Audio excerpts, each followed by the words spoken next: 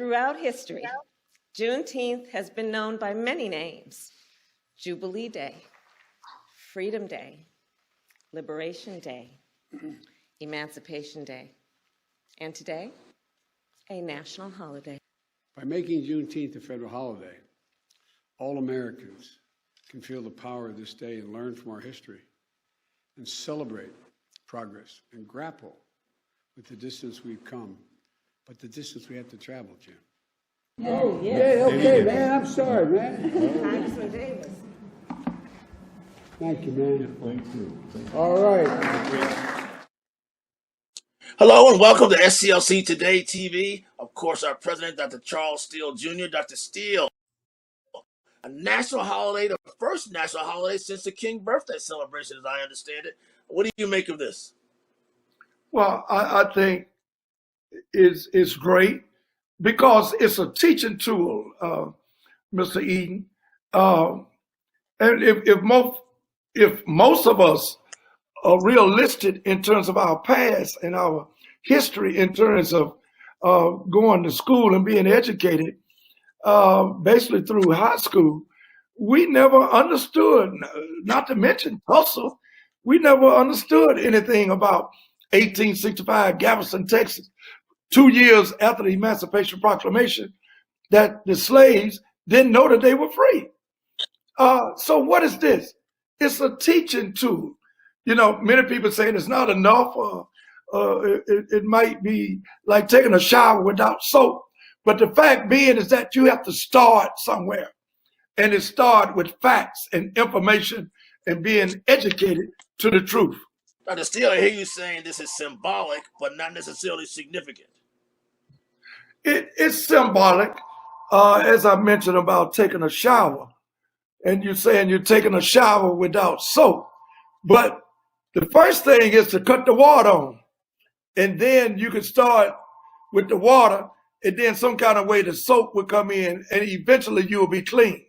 So what I'm saying, it's a tool to educate not only people who've been disenfranchised, but the country and ultimately the world. Your wife, the First Lady, is an educator, a retired educator. Your daughter teaches in New Orleans. Is this something they can use? Is it something significant for teachers to teach our people about ourselves? My wife thought it was great. And let's give credit to Congresswoman Sheila Jackson Lee. The Congresswoman did a fantastic job in terms of 12 years trying to get this piece of legislation passed.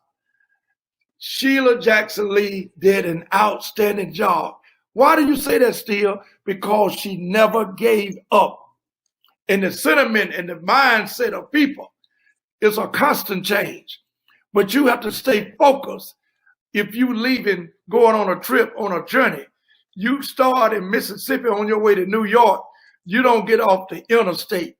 You don't take no back roads. You keep driving. You go through storms. You have to get off. You might get sick, but you get back on the interstate. She stayed on the interstate and didn't take no back roads. She is to be commended. My wife and my daughter both said that this is a great tool to start, in terms of education. Dr. Steele, you also got to congratulate the one and only Opal Lee, the 93-year-old lady who in 2016 started talking about making this a national holiday. That's quite a salute to her as well, don't you think? Oh, I saw her last night on TV. And she's 94, by the way. Give me some encouragement. Give you some encouragement. Give all of us, even young folks, some encouragement. 94 years of age. And with the travel that she says she has done, you know, went all of these places and was supposed to meet other people, including President Barack Obama, but he had a conflict in his schedule. But she was on the road speaking and talking about Juneteenth. Many people had never heard of it until today. And if most folks be honest, 10 years ago, many people didn't understand the significance and the essence of why we should have this as a federal holiday. Speaking of significance, yesterday, The U.S. Supreme Court, for the third time, rejected overturning Obamacare. That's 31 million people, including me. That means something to you, does it not? Absolutely. Affordable Care Act. And President Obama should be commended for hanging in there with this particular act. I'm elated. And what I really like about it, Mr. Eaton, is that it inclusive of basically people with pre-existing illness. That's a biggie. Pre-existing illness. Most people have, even as young folks, everybody got something wrong with them. So that's in a category to itself. Then you can also be inclusive with your children up to 25, 26 years of age. That's another very significant part of that piece of legislation.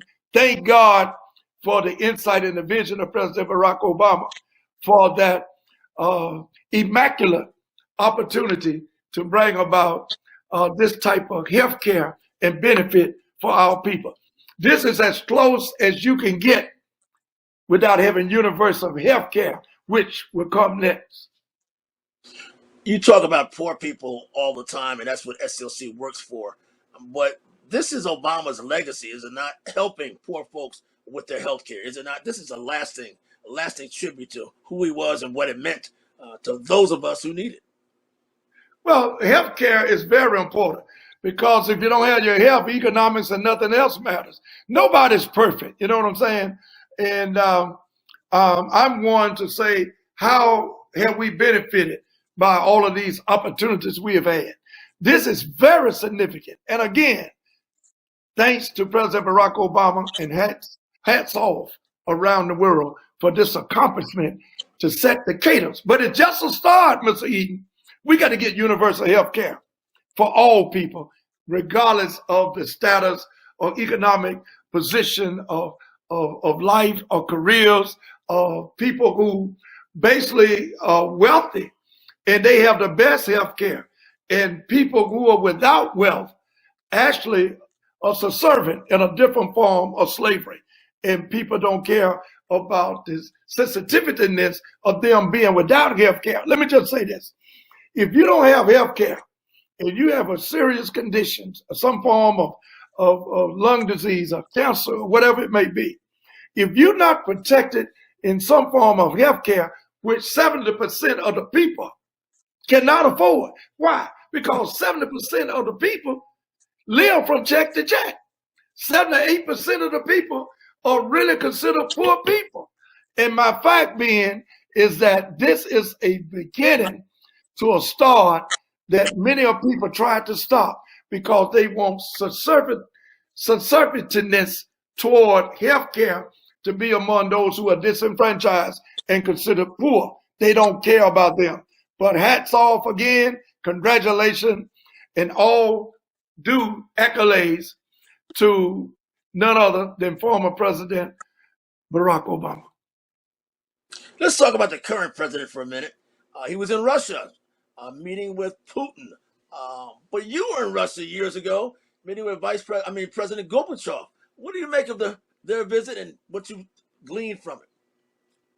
Yeah, I was in Moscow 2012, meeting with former President Mikhail Gorbachev Look at for 2 hours.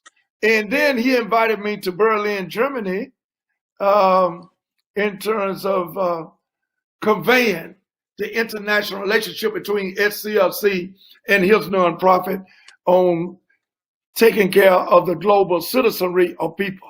That's where I got that terminology that we're in a global village from none other than former President Mikhail Gorbachev. And that was such an interesting and motivating meeting twice that I had with former President Mikhail Gorbachev. And the critics say, Steele, why are you going around the world? Why are you meeting with Gorbachev? Guess what? You'll never read in the history books here in America that former president of Russia, when I was in Moscow and Berlin, Mikhail Gorbachev, the former president of Russia, when I asked the question, What gave you the courage to knock down that Berlin Wall? He said it was Dr. Martin Luther King Jr., who was president of SCLC. And that was September the 13th, 1964, when he heard a speech at Sophia Lutheran Church in East Berlin, Germany, controlled by the Russians, that he heard Dr. King said, no man-built wall can separate God from his children. It's going to take love, harmonious working relationship, and respect to others to bring about this change. And I asked the question again, Mr. Eden. I said, Mr. Gorbachev, I always heard you was an atheist. Are you telling me that you're a Christian now? He said, I'm telling you, I was almost persuaded. What came out of this trip by President Biden? I didn't hear any mention of people of color or poverty during this trip to Europe or to Russia. Did you glean much from this trip that impacted African Americans or people of color around the world? Did you hear much? I did, Mr. Eden, but all those places that he, even Brussels, Belgium, all of it, that's like the Washington, D.C. of Europe. All of the places that he went, I have been there. And what people don't realize is that the impetus or the impact of the civil rights movement, and I have to be a little egotistical in this, in saying that the direct action of Southern Christian Leadership Conference under the leadership of Dr. King and others, including Dr. Abernathy and Dr. Joseph Lowry, it's a world significance of impact that changed the world. That's what people don't realize. As I travel abroad, they tell me, Steele, don't you quit. Don't you stop. Because so goes America with African Americans and its leadership in terms of the civil rights movement. That frees us all over the world. That brought about the eradication of apartheid in South Africa because of the 50s and the 60s of the leadership of the civil rights movement. And ultimately, not all, but ultimately the biggest impact was the 1965 Voter Rights Act from Selma to Montgomery, that March. And it was signed August the 6th. That's what changed the world. And that's the impact that we have, not only in America, not only in your city, in your local government. And it's going to take more than just marching and getting on the news. It's going to take more collaboration in the significance of working together and respecting each other in terms of each space that we possess. Dr. Steele, we started this show with Vice President Kamala Harris talking about Juneteenth. As we speak now, Vice President Harris is right down the street at the King Center talking about vaccinations and COVID-19. Your thoughts about Vice President Harris, the jobs he's done and what she's doing now, you think? Well, first of all, I think she's doing an excellent job, a great job. But, we can't get hung up on who's in the political spectrum of leadership. Too many times we forget about the significance of the movement in terms of what we need, regardless of the individual. We must stay focused upon what are the issues.